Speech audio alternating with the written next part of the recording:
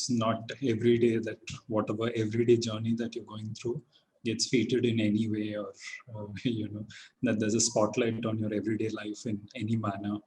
So I'm pretty happy to be here and talk about what I do, because I think the kind of thing that I'm attempting to do is something that uh, it's something that a lot of people aspire to do, and it takes a certain going down a particular road for you to be able to actually pursue that dream in some format and make it tangible and make it worthwhile and practical in the world. Uh, Initially, when I started out, before I speak about what I do right now, I possibly start out with the origins of where I started out, because I think a lot of people will possibly be somewhere between that starting point and where I am right now. And in that sense, just to assuage everybody that no matter where they are in their journey of discovery of passion and making it productive, practical, and ensuring that their bread and butter comes from it as well, that it's all, it's all valid, it's all part of the journey in that sense. And, you know, so when I started out in college, I looked at all the people who were already ahead of me, professionals and friends and peers and cousins and relatives, all of who had uh, what society prescribed as a profession that would give them satisfaction, that would give them remuneration, that it was well respected and accepted. And when I looked at it, without like the rose-tinted thing of what was prescribed is appropriate, I somehow felt like, maybe it lacked on some dimension for me personally. And therefore, the first thing is that whatever drives you, whatever is your passion, it's very innate to you. It's your own idiosyncrasy, your own personality, and your own odyssey in some sense. For me, I always had a creative disposition. I enjoyed drawing. I enjoyed writing. For me, imagination was like the home turf. So pretty much from my childhood, I liked reading and doodling, picking up little clay things and being very tactile with it. And that was the space where I felt the greatest sense of repose, the greatest sense of joy.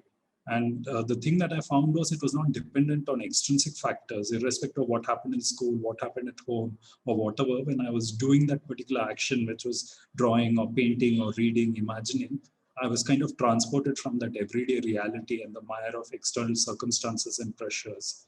And that was a space that I actively sought out. I just thought that, it was a very beautiful, very sacred space in some way. And most of the professions that I saw, it felt like I might not find that kind of a sacred space in that sense that, I might work, I might get money and things like that, but would the stress be too much? Would it give me the creative latitude?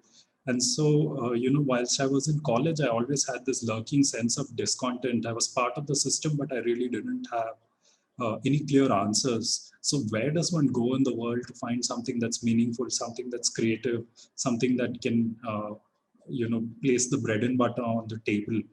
Uh, it's a very hard question. And initially I almost gave up, or you don't think about it that hard. You know that you're not particularly happy with what you have, and that you have these passions like painting or writing and all of it, but that belongs in the hobbyist world. That cannot be mainstream, that cannot be your everyday life. It's almost audacious to think that you can bring it to bear and that can be like the lion's share of what you do in life.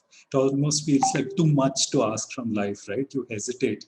Do you think that the appropriate thing to do is, okay, you've got the grades, go ahead, become an engineer or thing.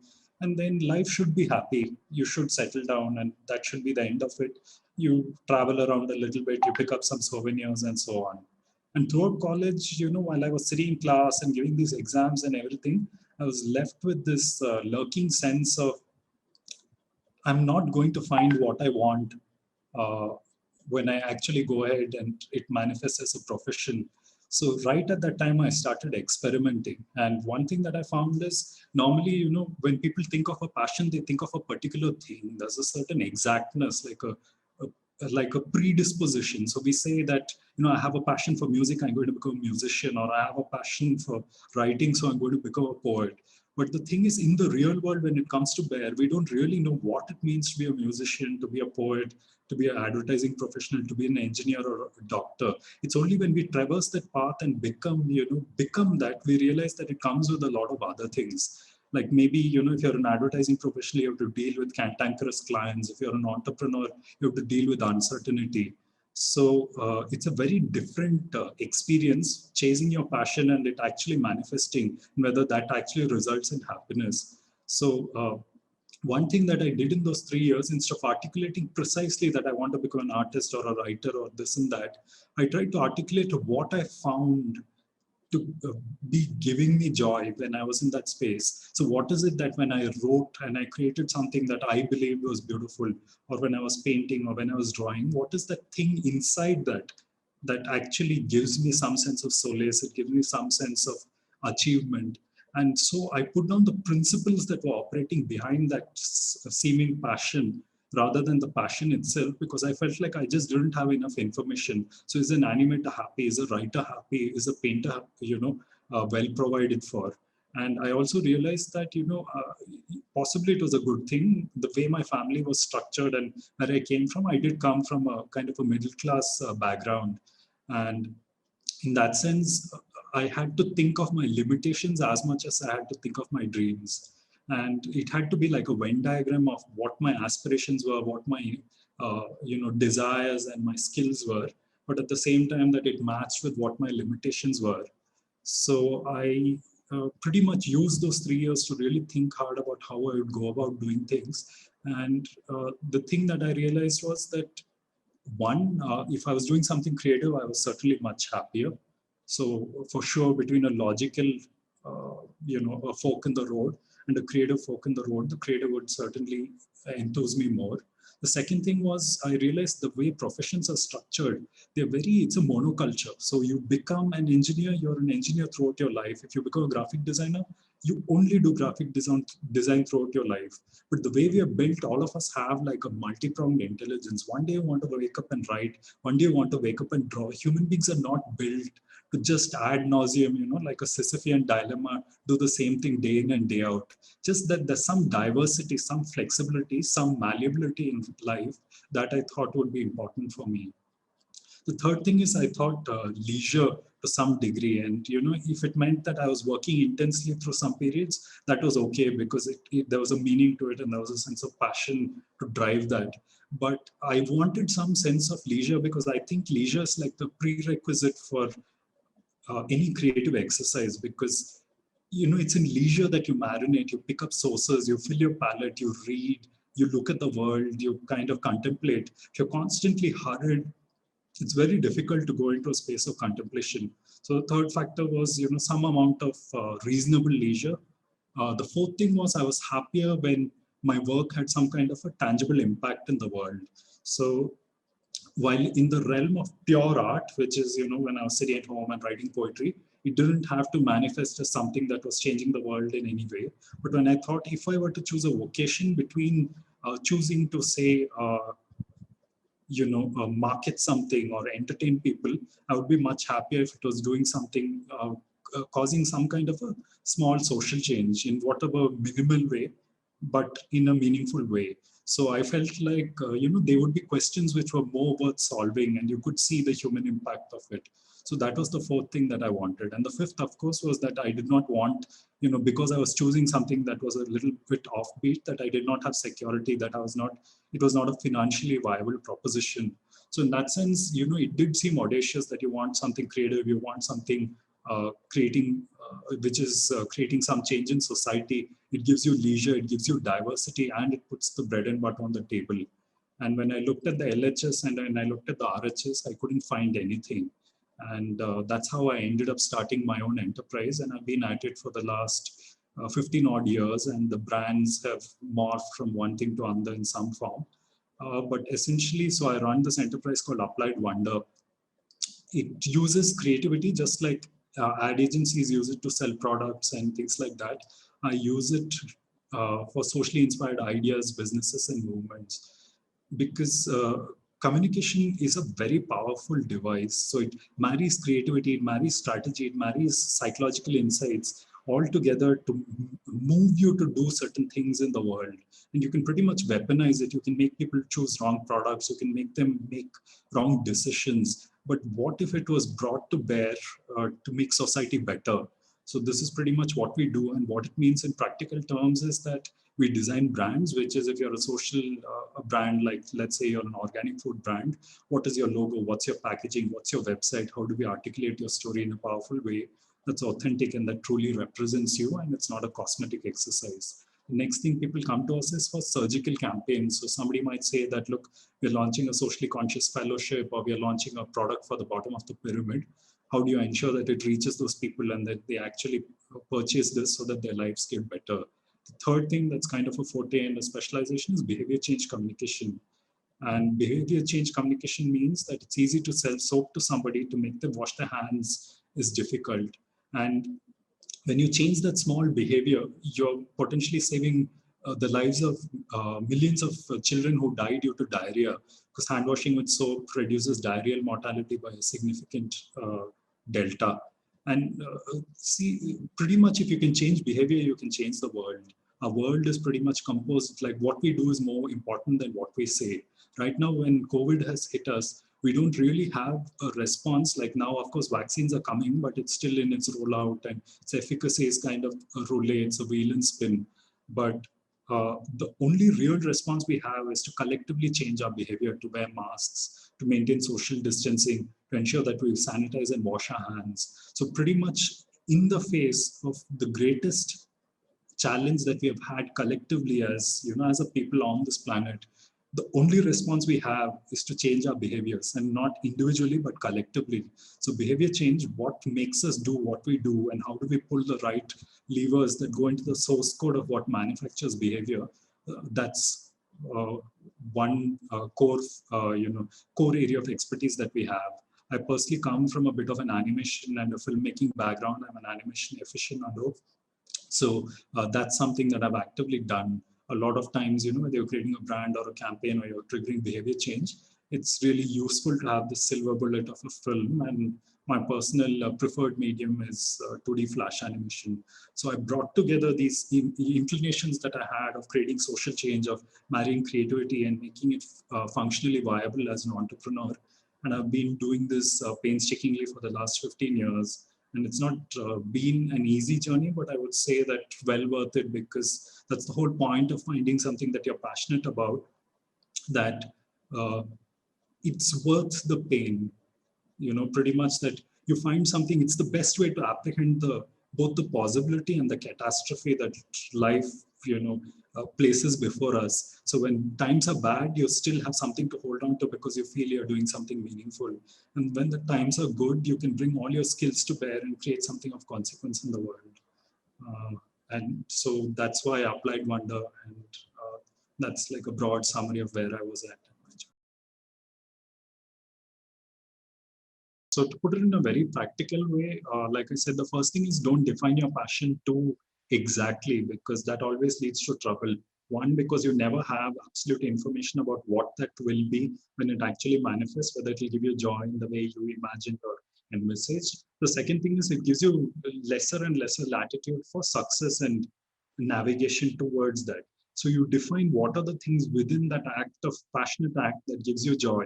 So then that becomes a set of necessary conditions which you think will eventually, if you find something that meets all of that, it will give you a sense of purpose and joy. So first thing, that's why self-awareness there is important. You really have to watch yourself and see what ticks. What is it that's important for you? If it's fame, put that down. If it's social impact, put that down. If you think it's about extremely high levels of competence, put that down. So whatever it is that's important for you, you really have to be truthful, put all those things down. And I wouldn't recommend going at it chronologically, because these are all necessary conditions, if not sufficient conditions. They have to be simultaneously true for you to have any semblance of that you're enjoying it. So what I did was I looked at various things that kind of met those 5 parameters, and I started experimenting. So initially, I started out, just doing some interning at advertising agencies. I took up a small crash course in animation. I also tried to go full stream into art, so join an art college. And the thing is, I kept those explorations very finite. So, you don't meander for a couple of years and you have very tangible outcomes and outputs. So the moment you go to an ad agency, you realize, okay, the whole thing that you're doing, maybe it's product oriented and it might not fulfill you in the parameter of creating social change. And that's like the whole fanfare and mythology around it, but it's quite saccharine. It's a little candy floss. So that goes out. When you go into pure mainstream art, you realize that art by itself is so personal. Maybe you don't want to take feedback in that space. It's a kind of a sacred space. So maybe that's not the thing that you should pursue as a vocation. So at that time, animation was like an upcoming field, and people said, look, by so-called 2020, there'll be so many million jobs, etc. And now that we've crossed that, we can all see how wild those projections were. But for whatever it was worth, in those days, they said like, there's like this amazing upcoming opportunity, and it's like part art and part filmmaking, and you'll have like a proper industry backing it. So I took a small crash course, which was supposed to be 6 months. So that way, I could acquaint myself while I was spending my 3 years doing my graduation, exploring all of these things. And I took the 6 months course. I was actually quite mightily disappointed when they said it's a crash course. Like they really meant it. It took off and very rapidly went down in flames. I mean, if I so the only good thing that happened was it exposed me to some phenomenal artists in the space of animation. It kind of widened my whole perspective of what animation can do and what its capacity is. I also met some colleagues who eventually became like business partners and so on. And I started writing scripts. So, I would have these I would sit down and imagine that I could make a film, and I realized it was so labor intensive. So 1 minute of animation would probably require, at least in the old style, at least 3 to 4 people working 8 hours a day. And so, your output would be like a few seconds in maybe like a week. And to make a film, it required like a small factory of Willy Wonka's working in the backstage. And while, I realize I'm a cerebral person, I'm more of a thinker than a tactile artist. And this required like real patience, and it required dedication of a different kind. My being wasn't built for that kind of stamina and exactness. And then I was pretty disappointed also because it was a bit of a sweatshop format. So most of the creative work happened abroad, and whatever got outsourced here was kind of the menial labor, like the real, like the like what, yeah, like what the workers would have done building pyramids. Like you surely weren't like you were just pushing stones. Only thing it manifested as animation. And so I was pretty furious, and I kind of took it up with the management that there was this great promise of becoming a creator and filmmaker and all I'm doing is like my portfolio at that time was a bouncing ball, and it wasn't even bouncing right. Like it had a mind of its own. It wasn't like a particularly like an exemplary thing of excellence. So then I kind of got kicked out at that point. I came out and I set up my first studio. It was called Rejected Ink. And it was called Rejected Ink because they would keep rejecting my scripts. They would say, Paisa kaun dega? How are you going to make this film? And so on. So me and a bunch of friends got together. And so that was my first entrepreneurial odyssey. So I thought, if nothing, I'll make my own films and I'll figure out how to do it. And so we actually got together and we created a short film which won some small award, which it gave us some 10,000 rupees in those days. And I actually went with that money and I bought, like, registered my first company, made my first current account, and bought a light box and all of it. So that's what kickstarted that whole thing. But to be precise, exploring various things that match those parameters that you have predefined, which are very specific to you and what you think ticks inside that space of passion, that when you pursue it, it gives you a sense of satisfaction, a sense of motivation, and a sense of meaning. And then looking at vocations which match that and try and explore it so that you have, like, it's grounded in the real world, whether it actually works, whether you're suited for that, whether you have the skills, all of those things. And then keep that exploration very finite, and then try and explore a path that looks promising. But explore it, write your plans in pencil, write your passion in pen, like, keep that latitude.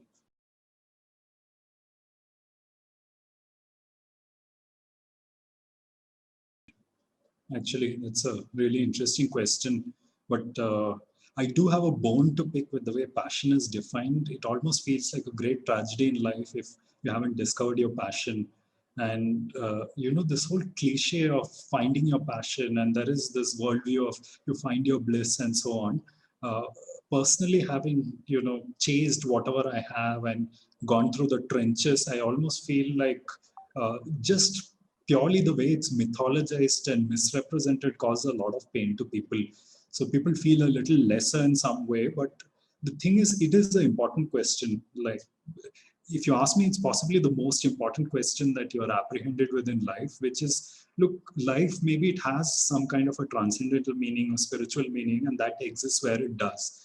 But in the real world, in your everyday, what you do is you're spending, 8 to 10 hours of your life working and trying to do something so that you can sustain yourself.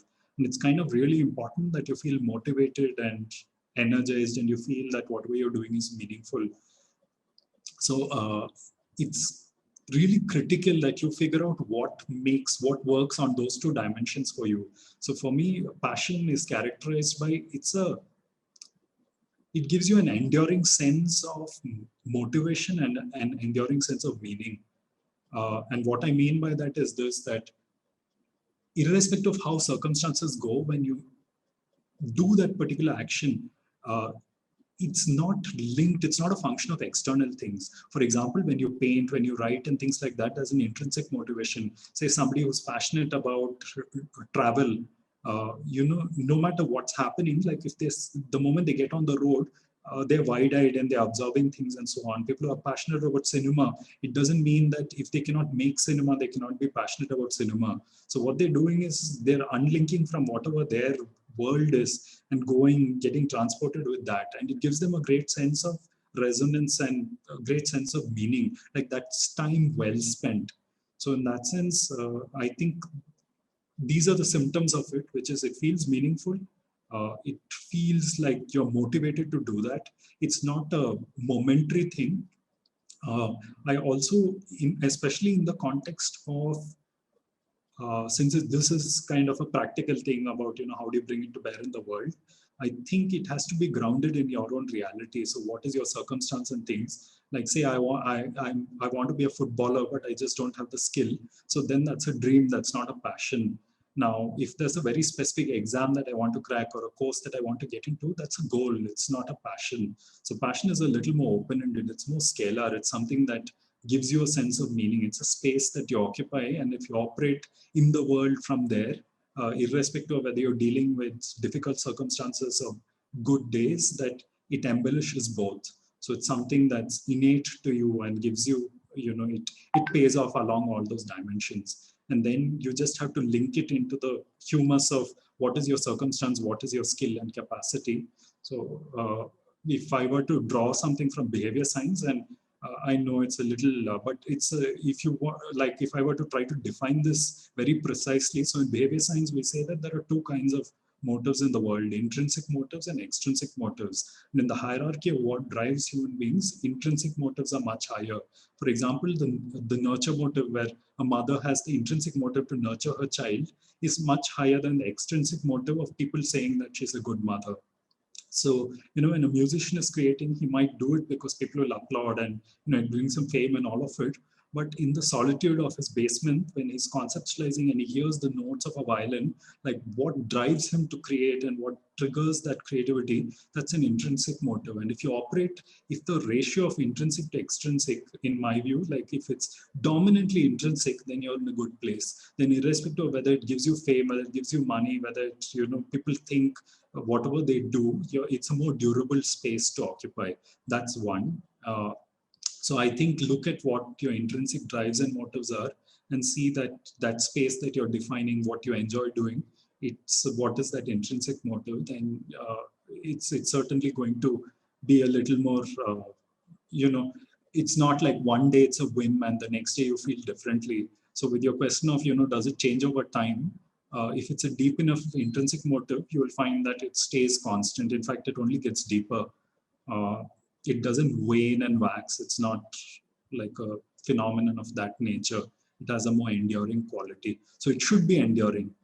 It should have more intrinsic motives than extrinsic motives. You should have the skills, the circumstance, all of it. Like if you're motivated enough, you'll go out and try to accrue those. That's what happens. Like I'm not a behavior, like I learned behavior science. I figured out animation along the way. And I wasn't like, I don't think I'm particularly skilled. Like if I were to self-evaluate, honestly, I'm not like the best person in that particular skill that I have met being in the field. And it's just that I've aggregated these things in a peculiar way that has value in the world. And that's only because there was like, it was driven and imbued and, what do I say, pushed along by that motivation that was there.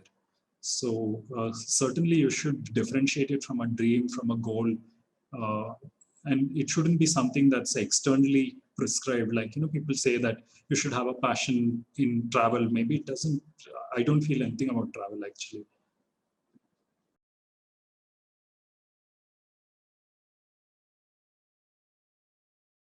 Surely something that you have to deal with.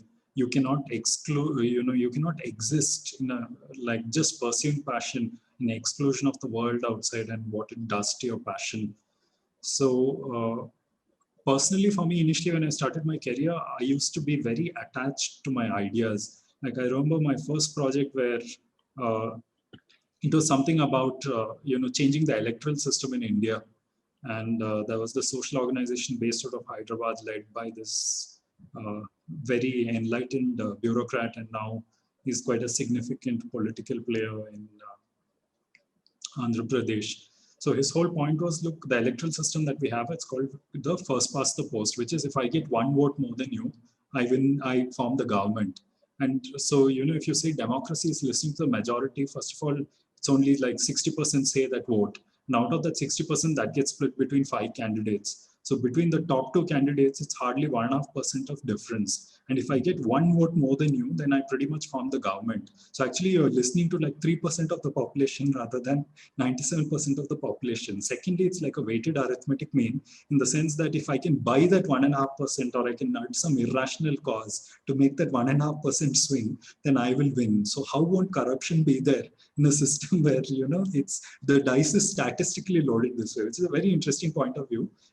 So which he wanted to go out and talk about this kind of a thing, which is pretty technical.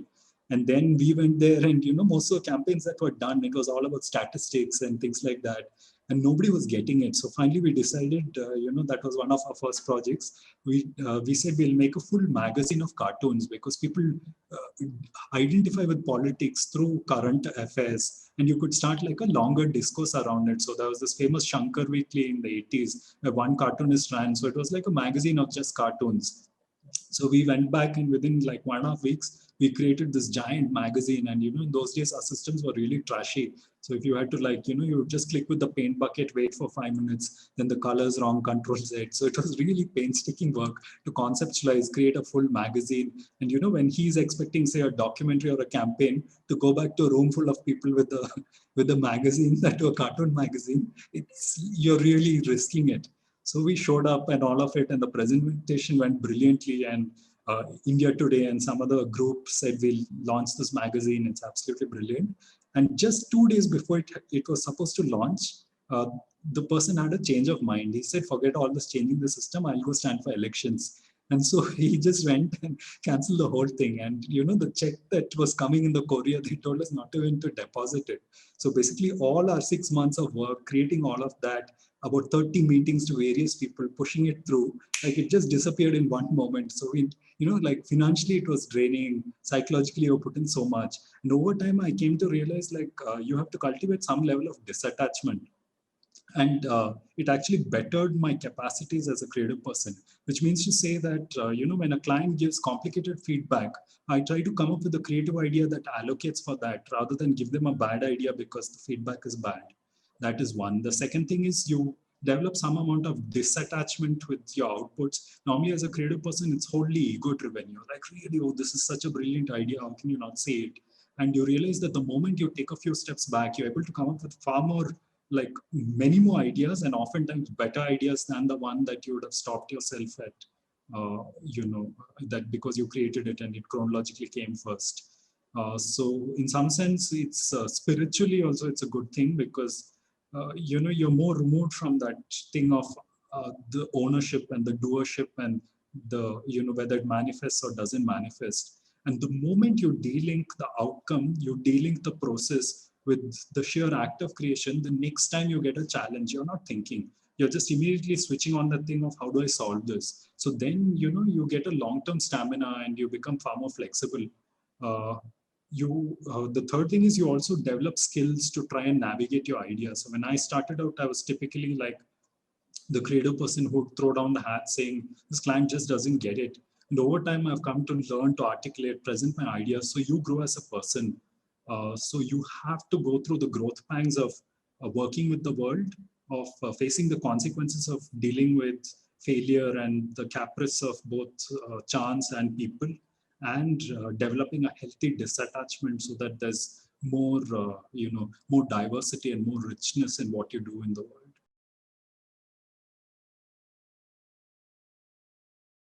So the way possibly I do it, and I'll try to keep the response very practical because there is like a, what do I say, a spiritual adjacent to it, but I think that's like very fuzzy and broad.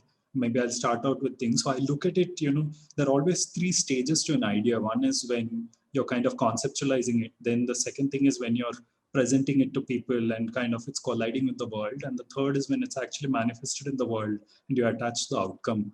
So you have to watch your ego and your attachment and mind at all three stages, because the nature of the attachment and the nature of the angst that comes with something going wrong is extremely different in all the three states. So the first is, where you're coming up with ideas. One thing that I do is I try to work in short bursts where I'm as rapidly discarding ideas as I'm thinking them up.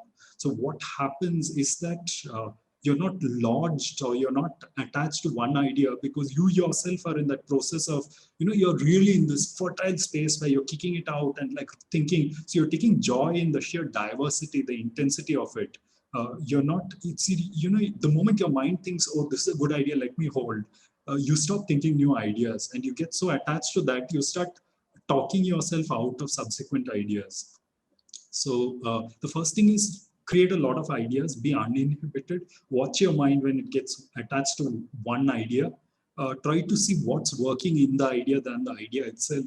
So that already takes you one level deeper, which is, I've written this line or I've thought of this film. What is it inside that idea that's beautiful? So that even if there are two virtues to that, one is you start seeing the operative mechanism of the idea. So you're able to birth multiple ideas which are adjacent to that using that operative mechanism. Number two is, say there's feedback and that particular form of the idea dies out, you can still delink what is working inside the idea and create other ideas. So, that gives you some latitude. So that's one thing, watching yourself, not getting attached to the first idea, creating a lot of ideas, and then bouncing it off people. So you create a, we have a core group where, we can like really spitball.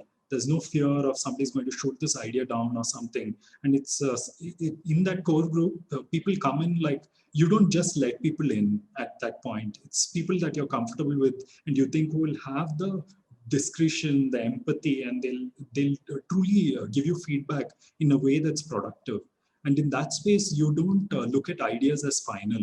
You look at, you're just throwing color onto the canvas. So that way, there's always latitude for your, if you feel an idea is finished, again, that's where your attachment becomes a little more ossified.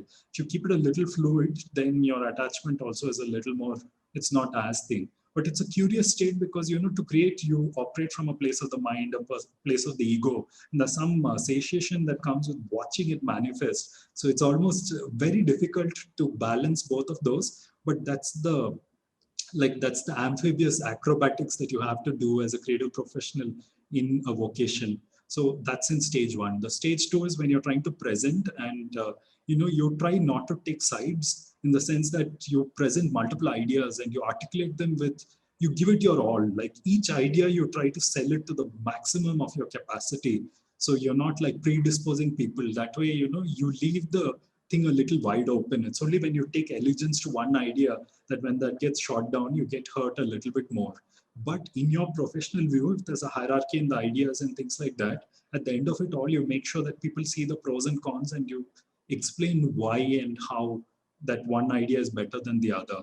and then you leave the decision wide open.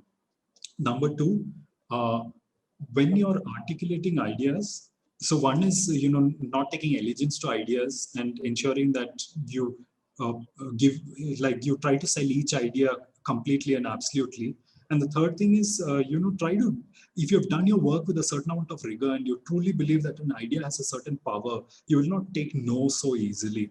And I'm not saying that you have to be stubborn or, you have to be bullheaded, but you operate from a space where there's a certain moral power in the way you're articulating, because you are saying the truth. It's not like a fabrication, or it's not something cosmetic. You know that this idea has a certain value.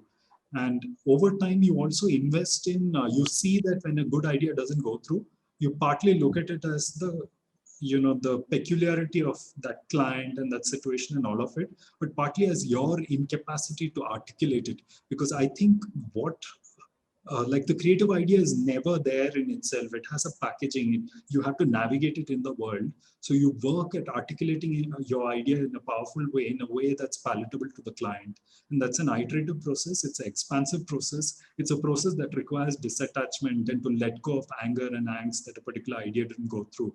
So you try to really listen.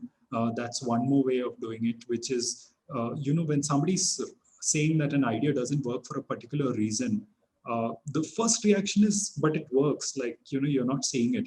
But if you really listen, you shift the locus of your consciousness from why the idea is not working and that it's failing to why they are saying that it's not working. And there have been, humbling and enlightening times in my career where I found that the person was making a really profound point, and probably they weren't even doing it the right way. But the moment you shift your locus to the person, the way they're articulating what their discomfort is, two things happen. One is that, you're deeply listening and you forget about yourself and you're trying to see it from their point of view. The second thing is you might come up with solutions that allocate for their discomfort, but save the idea. And that was a mistake I did a lot of times early in my career, which was just not, so, you're just like immediately hitting it back. And that's not a good place. Like it becomes like a tennis match where it's adversarial rather than in a sense of iteration. That's for part two. And part three is, when the thing comes out and you're seeing whether it's working well or not, and you put in so much and you've navigated it with the client, or, in case it's not like a client-based work, you've still put your heart and soul into it. You've brought it to life, and mostly, creating ideas and making them manifest in the world. It's not like a simple process. You go through some pangs and sacrifices. And then you get attached, like, is this book going to become a hit? Are people going to watch the film? Are people going to like it? All of that. So one thing for sure I try to cultivate is that before I put it out in the world, I really look at it and savor it for all it is before people actually watch it. So in that sense, in its pure state, that you have brought it to birth, and there's something magical about it, untarnished by extrinsic opinion. Then you're already in some sense grounded, and you get, after some time, if you go back and look at the works that you created, you don't feel so attached. Like 2 years back, the poem that you wrote doesn't mean as much as it feels now. It's simply that, at that moment, that emotion is like dominant in your consciousness. So you kind of hold on to it long enough so that, you're familiar and you've appreciated whatever it is without the opinion of people. The next thing is, when you put it out, you understand that, as an artist, your domain is purely in the intrinsic motive, that irrespective of what people say, you're going to do what you do. And if it doesn't fly in the world, that's okay. So that's why I said the ratio of intrinsic motives to extrinsic motives, like the numerator has to be much higher. If it's the other way, then people will push you around. One day, you don't get enough likes. One client says, oh, this is a phenomenal piece of work. Next day, he says, this is trash. You're completely a function of the external. So that's something you'll have to see for yourself. It's a function of the external, then you're condemned to suffer based on the outcome. So it takes some spiritual thing of distancing yourself from the outcomes in the world.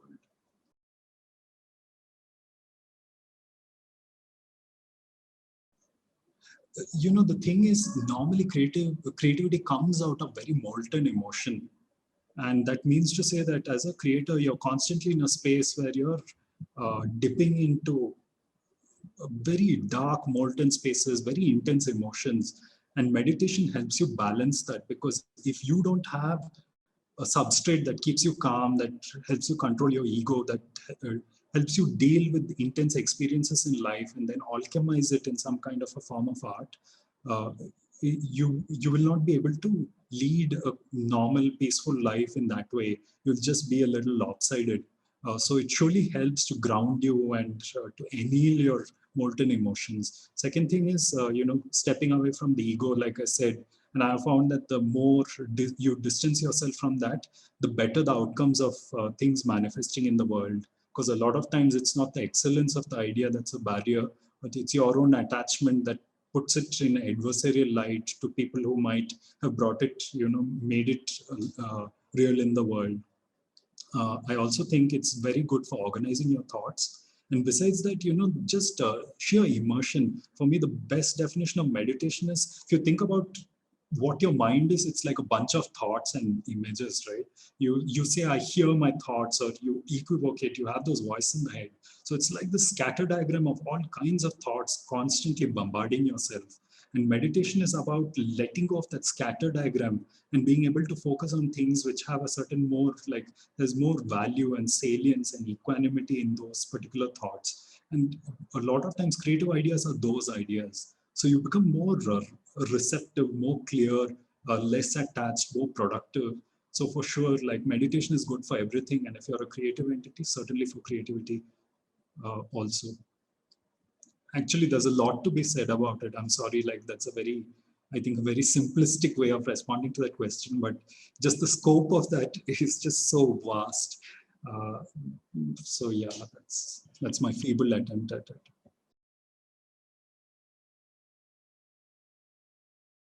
That's a hard, pragmatic question. So what do you do if there's an asymmetry between your skills and your passion?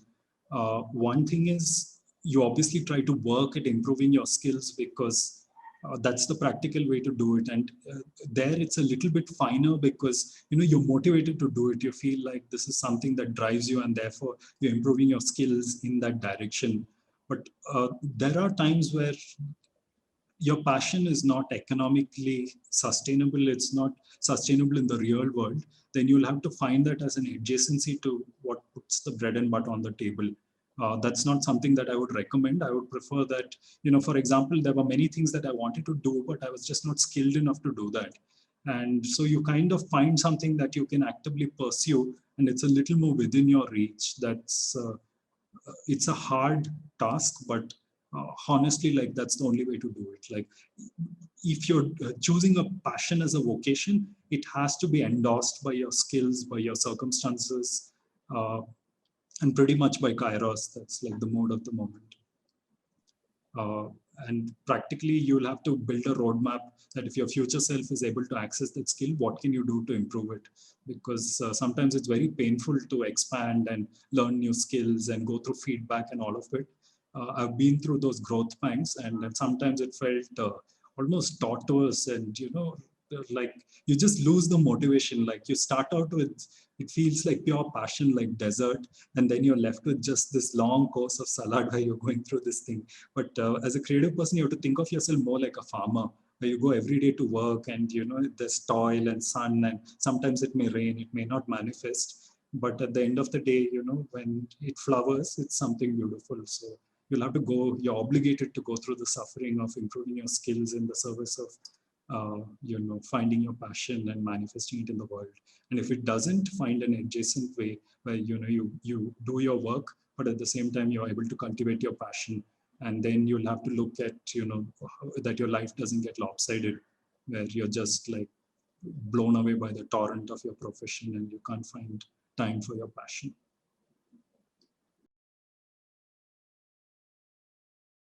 Maybe the only thing I would want to say is that, as an entrepreneur and as a creative person, there are near-death experiences built into the process of seeking what you do. So, while I tell all this, I say it with a lot of humility, and, not that there's a asymmetry. And, if there's anybody on this call who feels like they haven't yet found the passion, or it's too late, or it's too hard, or, it feels like it's on the razor's edge and it might slip away, like I certainly want to reassure everybody that, no matter how far forward you're in the journey, that's kind of the nature of this. So be reassured that, as long as you feel a sense of passion, that's already like that's the best like space to operate from already.